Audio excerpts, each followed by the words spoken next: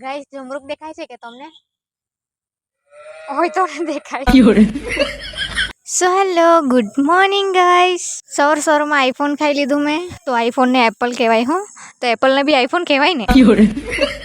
પછી હું બેસી ગઈ જમવાનું બનાવવા માટે ને આજે તો મેં મસ્ત ટામેટાની ચટણી બનાવી હતી. મારી ફેવરેટ વસ્તુ જે દિવસે બની હોય ને તે દિવસે હું ખાવામાં મને બિલકુલ બી વેટ નહીં થાય, એટલે મેં ખાઈ જ લઉં. પછી મારી સિસ્ટુ વેફર લાવી હતી તે ખાધી. ખાઈને મસ્ત બહાર ઠંડી ઠંડી હવા ખાવા બેસી ગઈ.